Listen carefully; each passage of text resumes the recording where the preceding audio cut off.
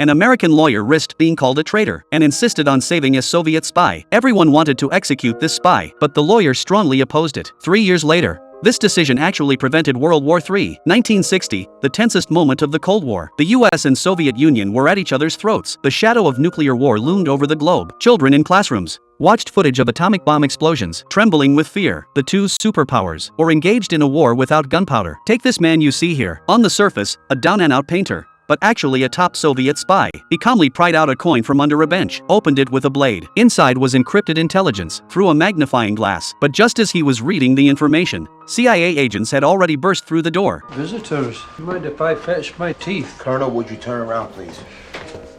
Jerry remained calm under pressure. He pretended to ask the agents to get his dentures, distracting their attention. Acting confused about why they called him Colonel, he said he was a painter and insisted on cleaning his palette, or the paint would go bad. Everything seemed so natural. He even asked the agent beside him to put out his cigarette, right under everyone's noses. He secretly stuffed the intelligence under the canvas to destroy it naturally. No hard evidence, but everyone knew he was a Soviet spy. The government needed to go through the motions, so they found insurance lawyer Tom. Being entrusted by the country was an honor, but asking an insurance lawyer to handle criminal law was really putting Tom in a difficult position. It's like riding a bike, isn't it? You distinguish yourself at Nuremberg. By procedure, Jerry had the right to a defense attorney. The government specifically selected top lawyer Jack to showcase American judicial fairness. The political show began. Everyone thought it was just a formality, but Jack took it seriously. Since Jack was forced to take on this hot potato and insisted on defending Jerry, his whole family was branded as traitors. Their windows were smashed. In the meeting room, Jack sized up this Soviet spy. He knew Jerry was indeed a Soviet agent. Serving his homeland was only natural. Even facing the death penalty, he would never betray his organization. This loyalty earned Jack's respect, though they belonged to opposing camps with vastly different identities. Jack insisted that everyone is equal before the law, embodying the core of the rule of law. The judge and jury wanted to sentence him to death immediately, but Jack slammed the table and roared, "If today we can casually execute a spy, tomorrow we can casually execute anyone." He was determined to fight for Jerry's exemption from death. However, public anger was hard to quell. News of him defending a spy ignited public opinion. On the streetcar,